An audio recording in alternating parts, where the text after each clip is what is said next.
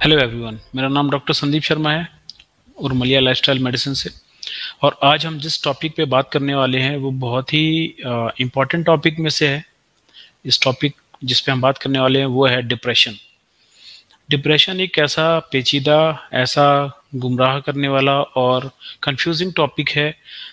बहुत सारे मरीज इससे गुजर रहे हैं और कुछ ही दवाइयाँ चल रही हैं, कुछ अभी दवाइयों पे नहीं है, कुछ की काउंसलिंग चल रही है। बहुत सारे स्टेजेस में बहुत सारे अलग अलग समय से में के लोग पेशेंट होते हैं और इससे जूझ रहे होते हैं।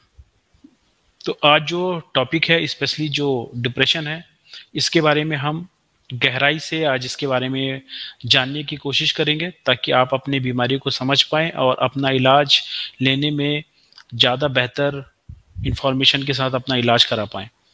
बात करते हैं डिप्रेशन। डिप्रेशन किसी भी मरीज को दो कारणों से हो सकता है। एक होता है जो सोशल रीजंस हो सकते हैं, हमारी लाइफ की सिचुएशंस हो सकती हैं, जिंदगी की जिद्दोजहद हो सकती है। ठीक है। सबसे पहले एक होता है एसेंशियल, जो हमारा टास्क है, जो हमारे ऊपर लोड है, वर्क फोर्स है, वो एक एसेंशियल पार्ट है जिंदगी जीने का। आपको थोड़ा समझना पड़ेगा कब कोई चीज हमारे लिए अच्छी है और कब वही चीज एक लिमिट से ज्यादा हो जाए तो वो बीमारी कहलाती है।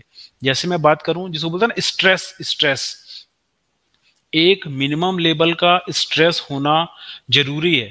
एक्चुअली ये स्ट्रेस वर्ड ही गलत है, इसको बोलते हैं लाइफ का, लाइफ जिंदगी जिसको कहते हैं। तो आपको समझना पड़ेगा कब वो स्ट्रेस हो जाता है और कब वो जिंदगी होती है। अगर हमको डेली जॉब पे जाने का स्ट्रेस, अच्छा काम करने का स्ट्रेस, लोगों को चीज़ों को मैनेज करने का स्ट्रेस, फैमिली का स्ट्रेस, ये एक्चुअली में अगर एक लिमिट तक है तो यही जिंदगी है। क्योंकि अगर किसी किसी की जिंदगी से ये हट जाता है वो एक बीमारी बन जाता है। जैसे आपके मान के चलिए, जैसे रिटायर्ड पर्सन है, उसका बेसिक का शेड्यूल कई बार, जैसे ही वो आर्मी का आदमी है, रिटायर हुए है, तो उसकी जिंदगी से वो बेसिक वाला जो पार्ट था वो खत्म हो गया। शेड्यूल 9 बजे जाना है, लेफ्ट राइट करना है, फिर ये देखना है वो देखना है। ऐसा ज्यादातर देखा जाता है जो आर्मी से लोग रिटायर होते हैं। इनफैक्ट उनकी पूरी जिंदगी बहुत हेल्दी और दौड़ते हुए और फिजिकल एक्सरसाइज करते हुए निकलती है, मगर ज्यादातर की जो लाइफ है वो एक नॉर्मल पॉपुलेशन से पहले उनकी डेथ हो जाती है। कारण क्या होता है, जब तक वो मिलिट्री में थे तब तक एक बेसिक था, ये तो करना ही करना है, वो पार्ट ऑफ द लाइफ था। अब वो खत्म हो गया, मगर खाने वाला पार्ट वैसे ही चला आ रहा है। तो ये डिसबैलेंस होता है और वो कई बार उनकी लाइफ जो है एक नॉर्मल पब्लिक से भी शॉर्ट हो जाती है। तो मेरे कहने का तात्पर्य ये है, हमको समझना पड़ेगा कब वो हमारा लाइफ है और कब वो स्ट्रेस हो जाता है। मगर अगर कोई चीज हमारे लाइफ का पार्ट ऐसे कंडीशन तक बढ़ जाए जब हमें किसी चिकित्सक की जरूरत महसूस होने लगे, या फिर वो सोसाइटी के लिए थोड़ा डिस्कम्फर्ट हो, या फिर वो क्लिनिकल गाइडलाइंस के हिसाब से वो एक स्ट्रेसफुल के कैटेगरी में आता है, तब जाके वो हमारे स्वास्थ्य को और हमारे मानसिक स्थिति को खराब करने लग जाता है, तब उसको हम स्ट्रेस कहते हैं। एक्चुअल में इसका वर्ड है क्लिनिकल स्ट्रेस। तो आपको समझना पड़ेगा जिंदगी में जो चल रहा है वो शायद एक बहुत इंपॉर्टेंट चीज है, उसको आप बीमारी या स्ट्रेस के जो है उसमें नहीं दे सकते। उसका एक थ्रेशोल्ड है कि भाई कितने के बाद वो बीमारी होगा। तो अब मान के चलते हैं कि जो जिंदगी की जिद्दोजहद से, एक लिमिट से ज्यादा वर्कलोड होना, एक लिमिट से ज्यादा किसी चीज की टेंशन होना, या फिर सोसाइटी में अनफिट होना, कोई भी ऐसा रीजन से अगर आप डिप्रेशन है, तो ऐसे डिप्रेशन को हमारा शरीर खुद ना खुद थोड़ा बहुत ठीक करने की कोशिश करता है। इस मैकेनिज्म को कहते हैं sympathetic and parasympathetic nervous system. मतलब जैसे आप खुश हैं तो बहुत देर तक खुश आप नहीं रह सकते, बॉडी उसको एक नॉर्मल मोड में लाने की कोशिश करेगा। अगर आप बहुत ज्यादा दुखी हैं तब भी बॉडी उसको धीरे धीरे धीरे धीरे नॉर्मल लाने की कोशिश करता है। ये हमारे बॉडी के अंदर इनबिल्ट मैकेनिज्म है और इस मैकेनिज्म का नाम क्या है? Sympathetic and parasympathetic nervous system. ये हमारे अंदर बिल्ड इन है और हमारे मदर नेचर ने बनाया है, क्योंकि हमारी जिंदगी में खुशियां और गम आते जाते रहेंगे और उसको एक बैलेंस तक बनाना ये हमारे बॉडी के अंदर इनबिल्ट मैकेनिज्म गॉड ने बना के दिया है। जैसे आप मान के चलिए, जैसे कहीं टूर पे गए हैं, आपको बहुत अच्छा लगेगा, 1 दिन 2 दिन 3 दिन, फिर उसके बाद फिर वो नॉर्मल सा लगने लगेगा। जैसे मान लीजिए आपके यहाँ कुछ मिस हैपनिंग हो गई, किसी की डेथ हो गई या फिर कुछ हो गया, जिस समय हुआ है उस समय आप डीप शोरो दुख में रहेंगे, फिर धीरे धीरे धीरे धीरे हमारा शरीर, हमारा मन, हमारा सब कुछ उससे निकल जाता है। ये हमारा शरीर खुद ऐसा करता है। तो अगर एक नॉर्मल लेवल का चीज होगा, मैनेजेबल होगा, तो हमारा शरीर उससे कोप अप कर पाएगा। अगर बाय चांस वो उस लेवल को भी क्रॉस कर गया है, तब हो सकता है हमें एक चिकित्सक की जरूरत पड़े, तो हो सकता है एक काउंसलर की जरूरत पड़े। काउंसलिंग से अगर वो हो, ऐसी चीजें काउंसलिंग से भी ठीक हो जाती है। कभी कभार हो सकता है कभी कुछ मेडिसिन की भी जरूरत पड़ सकती है। तो ऐसा जो डिप्रेशन है, ये इसका ठीक होने का चांस, इस ठीक होने की प्रवृत्ति और केसेस बहुत अच्छे होते हैं और ये ठीक भी हो जाता है। मगर एक प्रकार का जो डिप्रेशन होता है, जो हमारे शरीर के अंदर कुछ गड़बड़ी है उसकी वजह से होता है, उसको आप काउंसलिंग करके, उसको आप किसी दूसरे तरीके से आप ठीक नहीं कर सकते। मतलब आपको ये समझना पड़ेगा, वो जो डिप्रेशन है वो एक उसका सिम्टम दिखा रहे कि हाँ आपके शरीर के अंदर कुछ चल रहा है। अब हम किसकी बात करेंगे? हम बात करेंगे कि जब आपका जो गैस्ट्रोइंटेस्टाइनल ट्रैक्ट है, पाचन तंत्र, तंत्रिका, अगर यहाँ पे कुछ गड़बड़ी हो गई, उसके वजह से डिप्रेशन जो होगा उसको आप दवा से ठीक नहीं कर सकते। आप सिर्फ मैनेज कर सकते हैं, सप्रेस कर सकते हैं, क्योंकि वो जो डिप्रेशन है, वो जो एंग्जाइटी है, वो सब जो चीजें हो रही हैं, वो एक प्रकार से इंडिकेशन दे रही है कि आपके शरीर के अंदर कुछ गड़बड़ चल रहा है।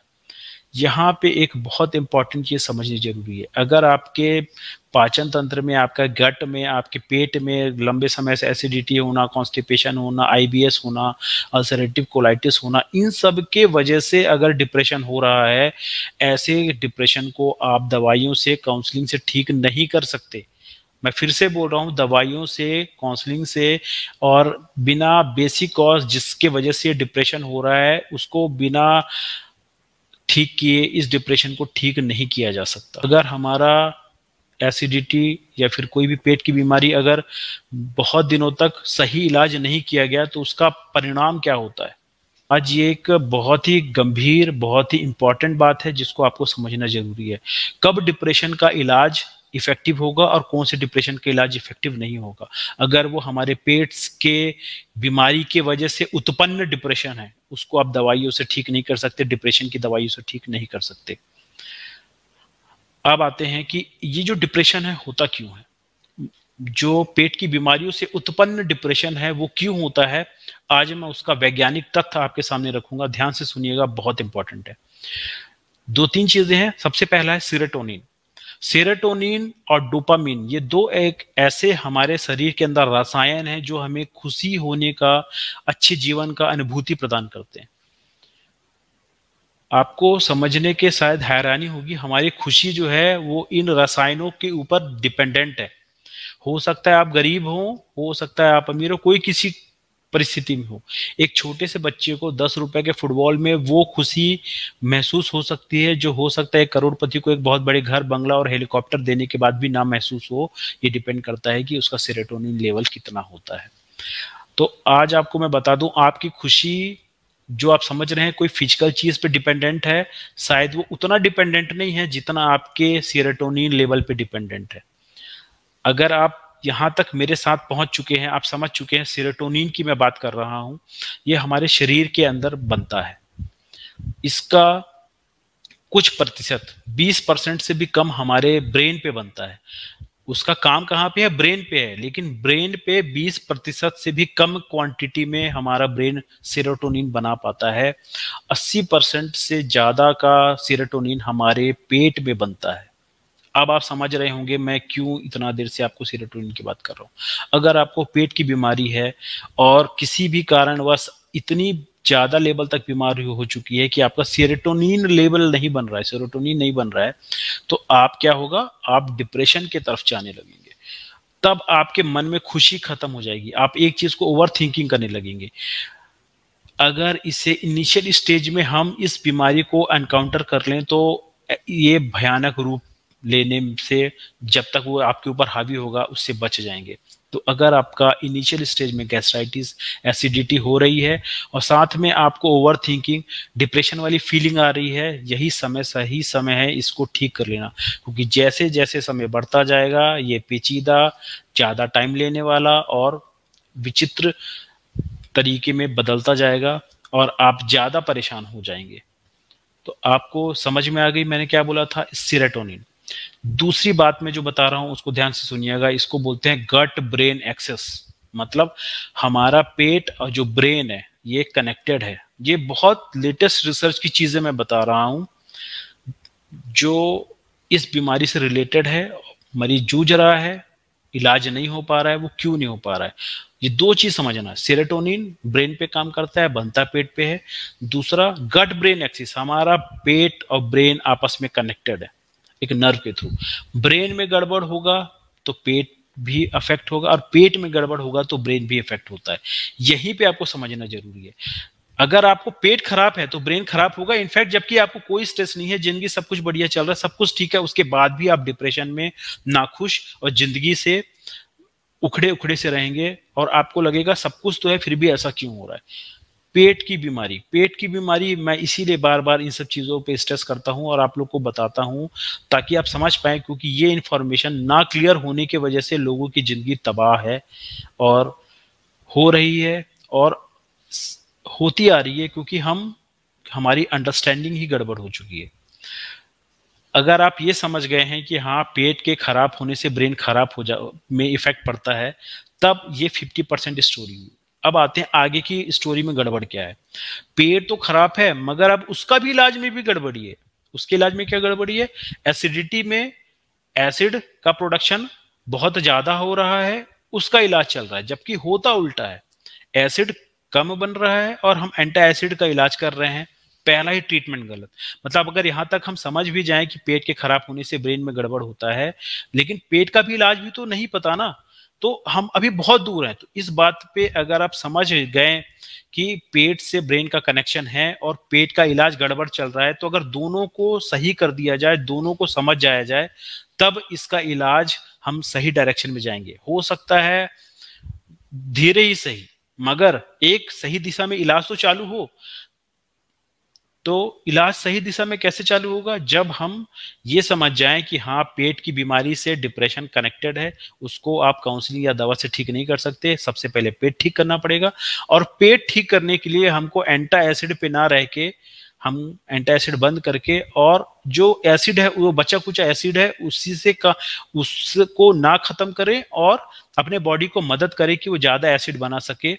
ये थोड़ा टाइम टेकिंग प्रोसीजर है, लेकिन ये बहुत ही शानदार प्रोसीजर है और इससे बहुत सारे मरीज सक्सेसफुली ठीक हुए हैं, हो रहे हैं और आगे भी होंगे। ये वीडियो बनाने का तात्पर्य क्या था, रीजन क्या था, यहां तक आपको पहुंचाना, यहां तक आपकी सोच लाना, जो आप अगर घूम रहे हैं तो ठीक। दूसरा एक और इंपॉर्टेंट वर्ड है, वो है माइक्रोबायोम, हमारे पेट के बैक्टीरिया। मैं आपको एक मॉडल दिखाता हूं, ये है मॉडल, इसको कहते हैं कॉलन। ये एक बहुत इंपॉर्टेंट रोल अदा करता है। ध्यान से सुनिएगा मैं क्या बोल रहा हूं। जब आप खाना खाते हैं, वो खाना आखिरी में ये कॉलन पे आता है, यहाँ पे होते हैं बहुत सारे बैक्टीरिया। वो बैक्टीरिया क्या करते हैं, इस जो आपने खाना हुआ, जो बचा हुआ खाना यहाँ पे आया है, उस पे वो एक्ट करते हैं और एक बहुत ही इंपॉर्टेंट रसायन या पदार्थ बनाते हैं जिसे कहते हैं ब्यूटरेट्स, शॉर्ट चेन फैटी एसिड्स। ये ब्यूटरेट्स क्या होते हैं, यहीं पे बनते हैं, बैक्टीरिया के द्वारा बनाए जाते हैं। इसमें आपका शरीर का कोई रोल नहीं है, बैक्टीरिया के द्वारा बनाए जाते हैं। अगर बैक्टीरिया इनफ अमाउंट में अच्छे वैरायटी के होंगे तो ब्यूटरेट्स बराबर से बनेंगे। ये ब्यूटरेट्स का इंपॉर्टेंट फंक्शन क्या है, ये खून में एब्जॉर्ब होता है और हमारे ब्रेन पे जाके काम करता है। सोचिए पेट का सबसे निचला वाला भाग, जहां से बैक्टीरिया चीजों को बनाता है और वो काम ब्रेन पे करता है। अगर आप इसको समझ गए ना, तो आपकी बहुत सारी जो कंफ्यूजन, प्रॉब्लम और जो इलाज है उसके आप नजदीक होते जाएंगे। अगर आप समझ गए कि यहाँ पे ब्यूटरेट्स बनना अति आवश्यक है, अब आपको समझना पड़ेगा जो बैक्टीरिया खाना खा रहा है, अगर हम उसको वो खाना दें जो वो खाना चाहता है, तब तो सब कुछ सही रहेगा। अगर वो खाना आप नहीं देंगे तब वो सब गड़बड़ हो जाएगा। अब आपको समझना पड़ेगा ये बैक्टीरिया खाता क्या है। ध्यान से सुनिएगा, अगर आप यहाँ तक समझ चुके हैं तो आपको ये समझना जरूरी है यहाँ पे जो बैक्टीरिया है वो खाता क्या है। वो खाता है मैक, माइक्रोबायोटा एसेसेबल कार्बोहाइड्रेट। फिर से सुनिए, वो क्या खाता है? MAC, microbiota accessible carbohydrate. Clear? इसी से रिलेटेड अब एक नई टर्मिनोलॉजी आई है जिसको बोलते हैं माइक्रोबायोम गट ब्रेन एक्सिस। अभी तक तो सिर्फ गट ब्रेन एक्सिस था, अब जाके सबसे लेटेस्ट रिसर्च में पता चला है कि माइक्रोबायोम का भी कनेक्शन है, इसीलिए इसको अब नई टर्मिनोलॉजी दे दी गई है। इसे कहते हैं माइक्रोबायोम गट ब्रेन एक्सिस। मतलब माइक्रोबायोम सबसे इंपॉर्टेंट है, उसके बाद हमारा गट है, उसके बाद हमारा ब्रेन है। तीनों आपस में कनेक्टेड है, किसी को नकारा या फिर छोड़ा या फिर अनदेखा नहीं किया जा सकता। अब आपको मन में सवाल होना चाहिए, सर ये मैक आएगा कहां से? ये मैक आएगा आपके फल, वेजिटेबल्स और नेचुरल फूड जो होते हैं जिनके अंदर फाइबर होता है, वहां से आएगा।